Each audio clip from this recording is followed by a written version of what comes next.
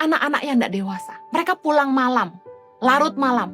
Mereka nggak mikir tuh orang tuanya khawatir nungguin di rumah. Mereka nggak belajar sungguh-sungguh. Mereka kuliah, fail terus. Mereka nggak mikir tuh orang tuanya kerja keras untuk kuliahin mereka. Orang yang nggak dewasa tuh nggak mikirin orang lain. Tapi anak yang dewasa, dia akan sekolah sungguh-sungguh. Dia akan kerja sungguh-sungguh karena dia mikirin orang tuanya. Dia mikirin akibat dari perbuatannya. Orang lain akan disusahkan.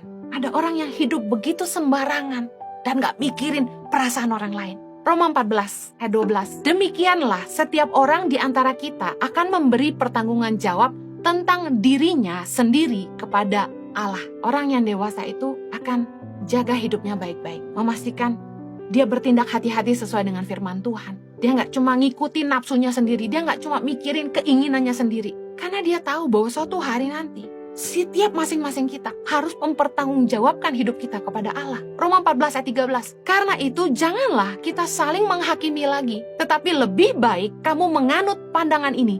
Jangan kita membuat saudara kita jatuh atau tersandung. Seperti contoh tadi anak saya.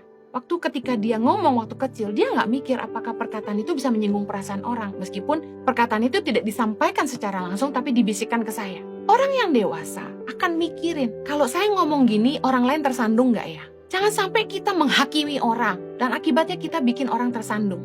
Berapa banyak orang yang kecewa, dan akhirnya nggak mau ke gereja, hanya karena pelayan Tuhan nggak jaga perkataan mereka. Menghakimi urusan pakaian lah, urusan tato lah, urusan nikah berapa kali lah, yang kayak gitu diomongin. Kalau orang mulai nanya sama saya, Bu Heni setuju gak sih sama orang tato? Saya lebih baik gak banyak komentar, karena bagi saya, jiwanya jauh lebih berharga daripada kita ngurusin tatonya. Gak esensi banget. Anda lebih baik orang yang bertato itu datang ke gereja, cari Tuhan sungguh-sungguh, lalu mereka bertobat, mereka ikut Tuhan sungguh-sungguh, atau mereka gak ke gereja gara-gara mereka takut diomongin soal tatonya. Firman Tuhan mengajar kita, jangan saling menghakimi lagi. Lebih baik kita menganut pandangan ini, jangan membuat orang tersandung. Jangan bikin orang lain jatuh. Kalau orang dewasa tuh mikir, jangan cuma ngomong seenak, merasa diri benar lalu menghakimi orang lain. Roma 14 ayat 15. Sebab jika engkau menyakiti hati saudaramu oleh karena sesuatu yang engkau makan, maka engkau tidak hidup lagi menurut tuntutan kasih. Janganlah engkau membinasakan saudaramu oleh karena makananmu, karena Kristus telah mati untuk dia. Kata-kata ini yang kita harus camkan. Karena Kristus telah mati untuk dia. Untuk dia siapa? Untuk orang-orang yang kita hakimi. Untuk orang-orang yang kita pikir gak layak untuk datang ke rumah Tuhan.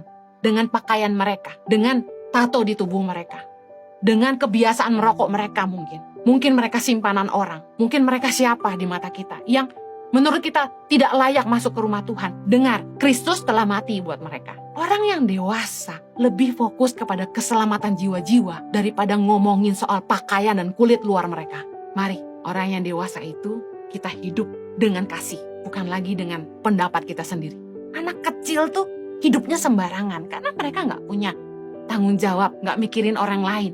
Anak kecil tuh polos, mereka akan katakan apa saja yang mereka pikirkan. Sedangkan orang dewasa akan mikirin perasaan orang lain. Anak kecil tuh bertindak sembarangan, ngikutin keinginan mereka. Lihat ada anak kecil, bisa pukul papahnya atau pukul mamahnya kalau mereka menangis. Karena mereka cuma ngikutin keinginan mereka. Mereka ngambek, mereka nangis. Tapi orang dewasa akan memikirkan akibat dari tindakannya terhadap orang lain.